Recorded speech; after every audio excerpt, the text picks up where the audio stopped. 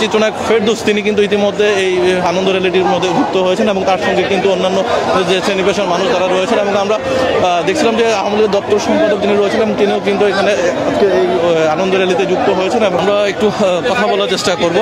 ফেরদৌস, আমরা একটু আপনার কাছে জানতে চাচ্ছি যে আজকে প্রতিষ্ঠাবার্ষিকী উপলক্ষে দেশবাসীর উদ্দেশ্যে আপনি কি বার্তা দিতে যাচ্ছেন? আজ আমাদের বিশেষ আনন্দের দিন, কারণ আওয়ামী লীগের জন্মদিন। আওয়ামী লীগ বাংলাদেশের সবচাইতে প্রাচীনতম রাজনৈতিক সংগঠন। বঙ্গবন্ধুর হাতে ধরেই এই দলের উত্থান। সেই দলের আজ ৭৫তম জন্মবার্ষিকী। বাংলার মাটি মানুষের কথা বলেই আজকে আওয়ামী লীগ এই জায়গায় এসেছে।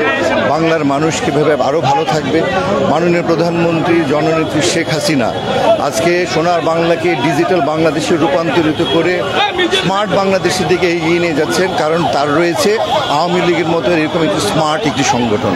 আমি এই সংগঠনের সমৃদ্ধি কামনা করেছি। আমি গর্ববোধ করি যখন আমি নিজে ভাবি যে আমি একজন আওয়ামী লীগের কর্মী। আওয়ামী লীগের কর্মী আজকে দেখেছেন কি জনসমুদ্রে পরিণত হয়েছে। ঈদ উদযাপন করতে না করতেই সকলে যে এরকম চলে আসবে, এতে করে বোঝা যায় যে আওয়ামী লীগের প্রতি মানুষের টান, মানুষের উচ্ছ্বাস, মানুষের আবেগ, মানুষের ভালোবাসা এটা যেন অক্ষুণ্ণ থাকে।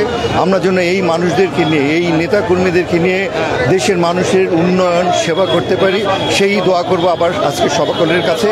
আমি আওয়ামী লীগের প্রত্যেকটা নেতাকর্মী সহ বাংলাদেশের সকলকে আওয়ামী লীগের এই ৭৫তম জন্মবার্ষিকী উপলক্ষে প্রাণঢালা অভিনন্দন, শুভেচ্ছা জানাই। শুভ জন্মদিন আওয়ামী লীগ। এখন ওয়ালটন ফ্রিজ কিনে অনেকের মতো আপনিও হয়ে যেতে পারেন মিলেনিয়ার। সেরা পণ্যের সেরা অফার, ওয়ালটন মিলেনিয়ার। আজকে আপনাদের প্রতিষ্ঠাবার্ষিকী উপলক্ষে আনন্দ র্যালি করছেন এবং সেই র্যালিতে আপনাদের প্রত্যাশা কি দেশবাসীর জন্য? বাংলাদেশ আওয়ামী লীগ এদেশের গণমানুষের রাজনৈতিক দল।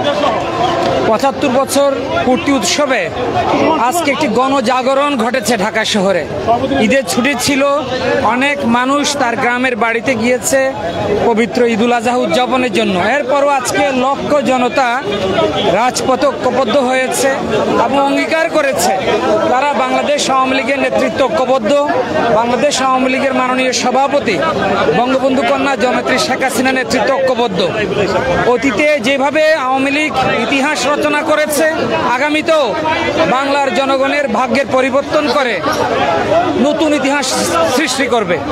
ঢাকা 10-এর সংসদ সদস্য ফেরদৌস এবং রয়েছেন এবং আওয়ামী লীগের দপ্তর সম্পাদক বিপ্লব বড়ুয়া এবং তার দুজনের সঙ্গে কথা বলছিলাম। দেশের সবচেয়ে প্রাচীন এবং পুরাতন রাজনৈতিক সংগঠন বাংলাদেশ আওয়ামী লীগের ৭৫তম প্লাটিনাম জয়ন্তী উপলক্ষে যে আনন্দ র্যালির উদযাপন হচ্ছে এবং ইঞ্জিনিয়ারিং ইনস্টিটিউটে যে সংক্ষিপ্ত সমাবেশ হচ্ছিল এবং সেই সংক্ষিপ্ত সমাবেশ শেষেই কিন্তু তারা যাত্রা শুরু হয় এবং ঠিক বেলা 4টার দিকে তাদের যাত্রা কর্মসূচিটি শুরু হয়।